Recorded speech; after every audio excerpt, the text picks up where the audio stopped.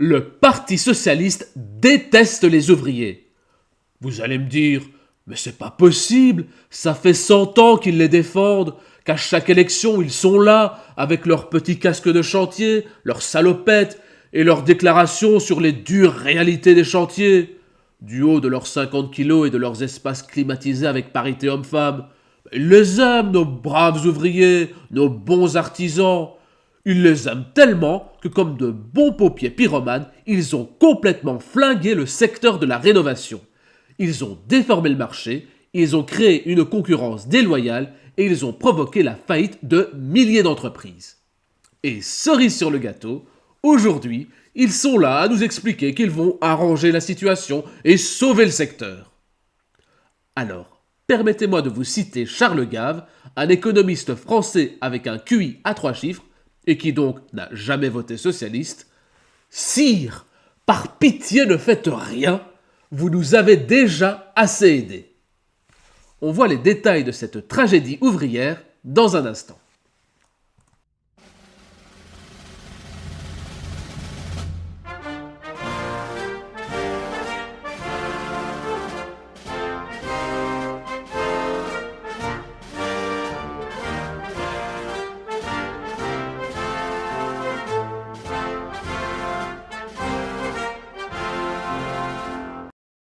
Alors, commençons par un rapide historique de la situation.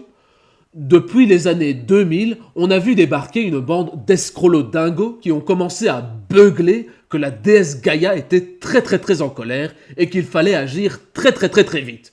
Et que, par chance, eux, le clergé autoproclamé de la Sainte Église de Gaïa, avaient la solution. Elle est très simple, il faut augmenter les impôts, diminuer les libertés individuelles et surtout leur garantir une rente d'argent public à vie. Bon, un peu comme le punk à chien qui vient de parler à 10h du matin avec son haleine de carapils, en général, tu essaies de les ignorer et de passer ton chemin. Mais là, manque de chance, ce sont ces connards qui écrivent les lois. Alors, aux côtés du PS et d'écolo, ils ont inventé quelque chose de très pernicieux, l'écologie incitative. Concrètement, l'État, dans son immense bonté, a commencé à distribuer des aides afin d'isoler et de rénover les habitations. Évidemment, en oubliant de préciser que c'est Nicolas qui paye, c'est-à-dire le payeur d'impôts net, toi, moi, le travailleur du privé. Alors, au début, tout le monde s'en fout parce que, honnêtement, quand un écolo vient de parler, t'as plus l'impression d'avoir affaire à un gamin de 30 ans qui te raconte sa dernière partie de Pokémon. Ça pourrait être mignon, à condition qu'il ne te coûte pas des milliards. Mais bon, comme toujours, selon eux, si le communisme ça n'a pas marché, c'est parce qu'on n'a pas assez essayé. Alors, ils sont passés à la vitesse supérieure et ont commencé à essayer de te vendre leur miroir magique, les panneaux solaires. Et là, jackpot, le gouvernement allait te payer, toi, pour que tu produises toi-même une électricité verte. Et évidemment, ça a cartonné. Et même trop cartonné. La demande a explosé, les artisans installateurs de panneaux ont fleuri comme des pâquerettes au printemps, et les escrolos dingos ont commencé à se pavaner, se persuadant qu'ils avaient inventé l'alliance parfaite de la transition écologique, du boom économique et de la création d'emplois. Sauf que, bizarrement, comme dans absolument 100% des pays où on a essayé le communisme, ça n'a pas marché. Tout a explosé. Les certificats verts ont creusé un trou béant dans le budget public et le gouvernement a dû les couper en urgence. Alors, évidemment, la demande s'est effondrée et des milliers d'entreprises ont dû mettre la clé sous la porte. On pourrait penser alors que les escrolos dingos auraient appris l'humilité, auraient appris de leurs erreurs et de se dire bon ben, on va éviter d'intervenir la prochaine fois. Eh bien non. Ils sont repartis de plus belle avec les primes pour habitation. Alors c'est très simple, le gouvernement va distribuer l'argent public afin de rénover tous les clapiers à lapins de ce pays. Et devinez quoi? Ça n'a pas marché. Oh alors! Oh, comme c'est bizarre! Les mêmes causes produisent les mêmes conséquences! Oh alors, le communisme ça ne marche pas! On n'aurait pas pu s'y attendre, hein? Et évidemment, le Parti socialiste comme un enfant, est incapable de prendre ses responsabilités. Il n'admet pas qu'il a causé lui-même la situation désastreuse dans laquelle nous sommes aujourd'hui, et il a l'audace de se plaindre dans un tweet qu'on va lire maintenant. 1500 entreprises de construction ont fait faillite en 6 mois, c'est un record dramatique. Ce record est notamment la conséquence de la coupe brutale dans les primes à la rénovation. 66% des entreprises voient une baisse significative de leur activité. 24% des clients ont annulé leur projet de construction, 37% l'ont revu à la baisse, 21% l'ont reporté. Le PS a dénoncé dès le départ l'illégalité et la brutalité de cette réforme, illégalité confirmée par le Conseil d'État. Oui, parce que ne pas ponctionner Nicolas, c'est illégal. Il faut tout lui prendre. Nous avions alerté sur les risques de faillite massive et l'asphyxie du secteur. Malheureusement, les faits nous donnent raison. Traduction, on a créé une situation qui allait tourner à la merde et ça a tourné à la merde. Comme c'est bizarre. Face à l'incertitude sur une future réforme annoncée pour 2026, le PS demande clarté, stabilité et concertation pour les professionnels du secteur et les citoyens.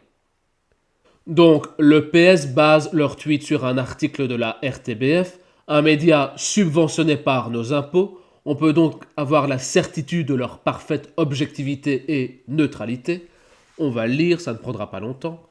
Flou autour des primes à la rénovation, un nombre record de faillites dans le secteur de la construction.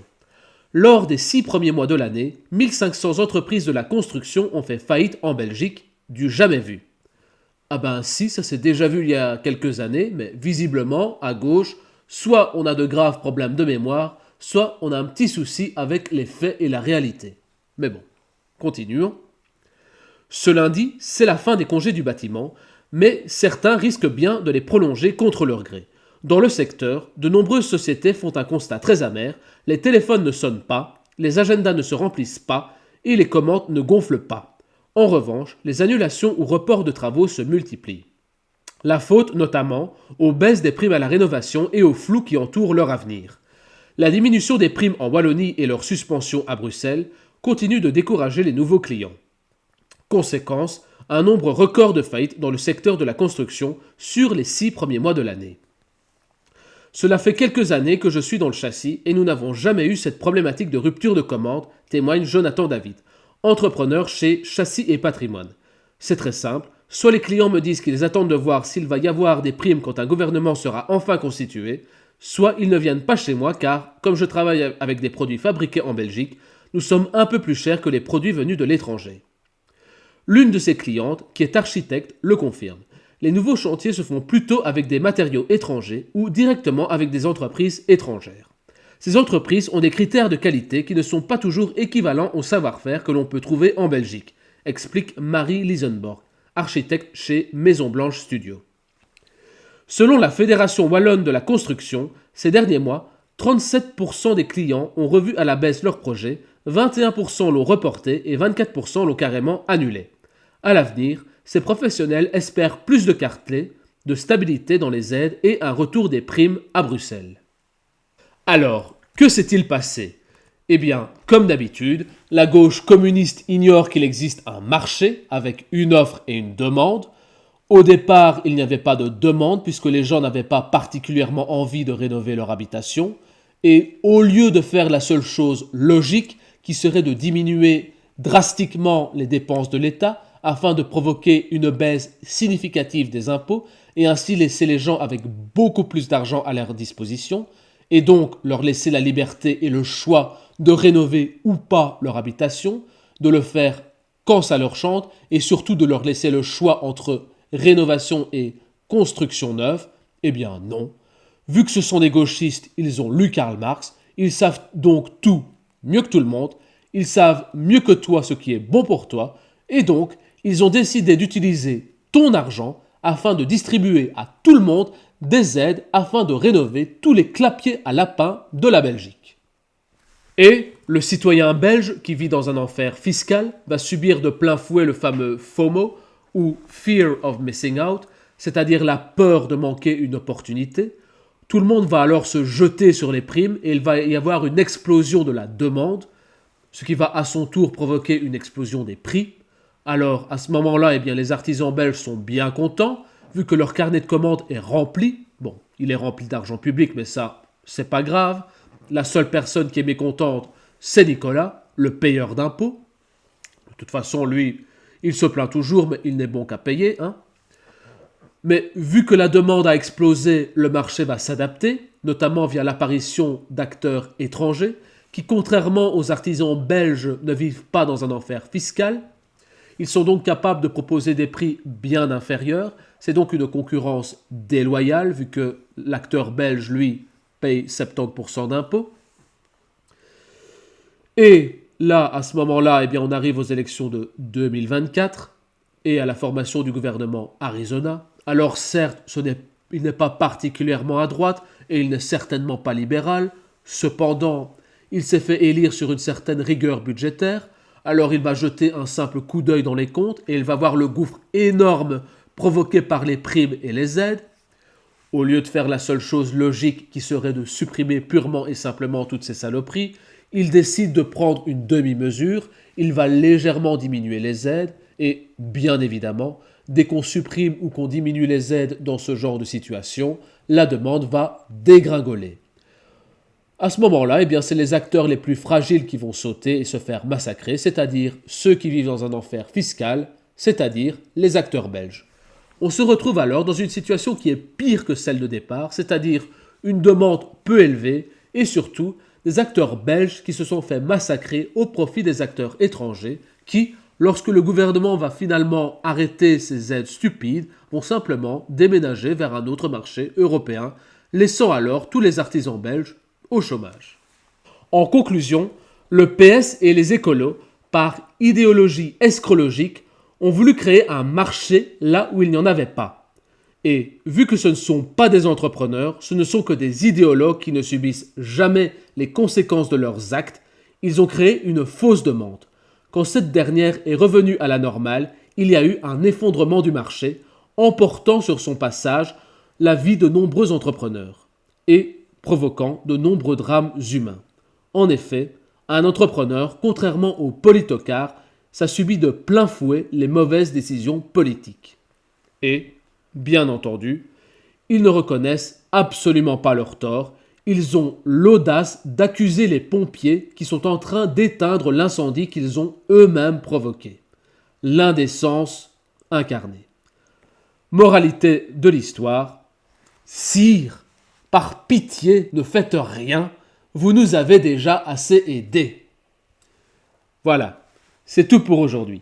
Si tu as aimé la vidéo, n'hésite pas à liker, à commenter, à t'abonner et à partager. Et surtout, d'ici là, n'oublie pas, la liberté, c'est avant tout un choix.